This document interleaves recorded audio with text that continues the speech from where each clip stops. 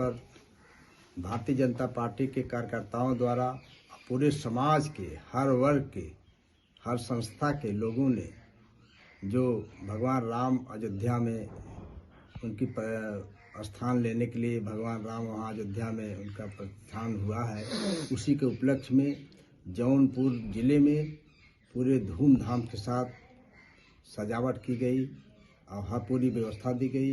इसी तरह जौनपुर में नगर पालिका परिषद के तरफ से पूरे शहर को दुल्हन की तरह सजा दिया गया था, क्योंकि भगवान राम की तरह तरह की झांकियाँ पूरे शहर में निकाली गई, चाहे करीचाबाद से यहाँ तक बाजीपुर तिराहा के आगे तक और यहाँ पूरे सधौना पुल से लेकर गोपी घाट तक, दोनों शाहीपुर सधौना पुल पूरी सजावट डायवर्जन किया गया था, जहाँ पर भी सजावट की गई। बहुत ही अच्छी सजावट नगर पालिका परिषद द्वारा की गई है।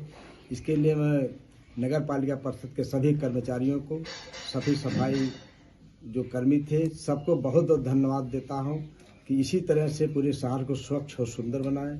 जो प्रधानमंत्री जी का सोच है, उसी तरह से भगवान जिस तरह अयोध्या में अपना स्थान लिए हैं, उसी तरह से सभी लोग स्वच्छ रहें, सुंदर रहें और पूरे नगर को हमेशा स्वच्छ बनाए रहें, यही मेरी शुभकामनाएं हैं। और जौनपुर शहर को और ही सुंदर बनाया जाएगा। जिस तरह से प्रधानमंत्री जी का स्वच्छता के तरफ उनका ध्यान आकर्षित होता है कि हमेशा जौनपुर नगर को सुंदर बनाया जाए, उसी तरह से बनाया जाएगा।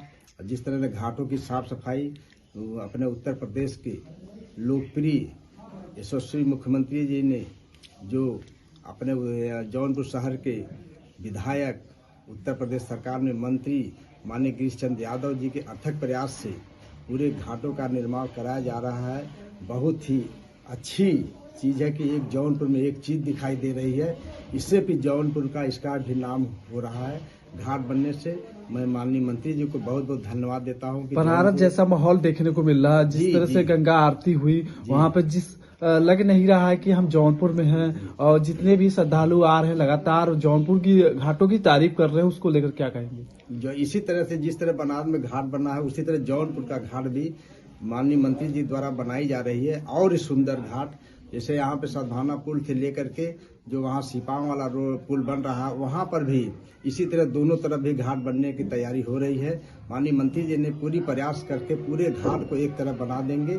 उसी तरह से चाहे दीपावली हो, चाहे होली हो, कोई भी त्योहार हो, सभी लोगों को आकर्षण दिखेगा, सजावट होगी दोनों पुल पे। एक अच्छा दिशा दे कि मैं जौनपुर में एक अच्छी चीज बनकर तैयार हो गया। अध्यक्ष जी ये बताइए कि कलेक्ट्री कचहरी रोड सिविल लाइन पे जो पर्दे लगे हुए हैं, मरकरी लगी, वो कुछ आकर्षक के अंदर कुछ रहा, अलग सा रहा। जनपद जौनपुर में ऐसा पहली बार रहा जी, पहली बात तो हम लोग सोचे कि नगर पालिका परिषद की तरफ से जो पर्दा लगाया जा रहा है, भगवा है, भगवान राम जिस तरह अयोध्या में विराजमान हो रहे हैं, उसी तरह से हम लोग सोचे कि जौनपुर में भी एक उनका लहर परचम फैला दिया जाए। राम भक्तों से क्या कहेंगे? राम भक्तों से कहेंगे इसी तरह से आप सब लोग लगे रहिए, भगवान सबका कार्य पूरा करेंगे। राम सबके हैं, राम सबके हैं और सबके रहेंगे।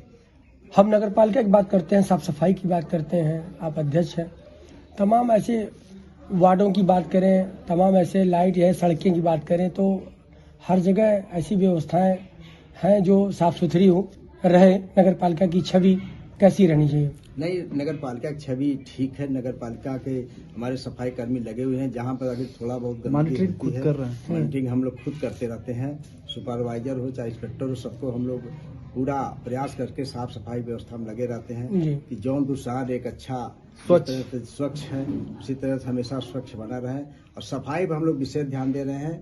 कोई भी वार्ड हो, जहाँ पर अगर कोई दिक्कत आती है, हमको सूचना मिलती है, मैं तुरंत सफाई कर्मी सूचना। अध्यक्ष जी एक सूचना आपको देना प्रयास करेंगे। रोड जेसी चौराहे के पास एक जो है शौचालय की व्यवस्था आपके द्वारा होनी चाहिए। वहाँ पे आम नागरिकों को काफी दिक्कत का सामना हो रहा है, दिक्कत परेशानी हो रही है।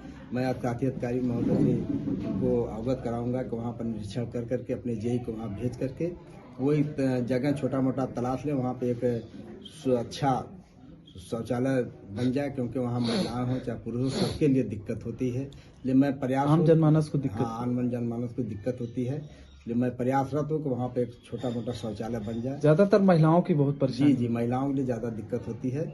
मैं प्रयास करके उसको बनवाऊंगा जल्दी। 22 तारीख को जो कलश यात्रा के बारे में क्या करेंगे? भव्य कलश यात्रा निकली थी, वो अनोखी थी जी जी। और काफी में लोग संख्या शामिल रहे। वहाँ पर ज्ञान प्रकाश जी के द्वारा जो निकाली गई बहुत ही भव्य था, क्योंकि वो 22 तारीख को भगवान राम के ऊपर सब यह कथा हुई थी कि जिस तरह से भगवान बैठ रहे हैं वहाँ पर अपना आसन ले रहे हैं, उसी तरह जौनपुर में कलश यात्रा, एक महिलाओं में एक जोश था, जनता में जोश था राम कि राम के हम लोग भक्त हैं।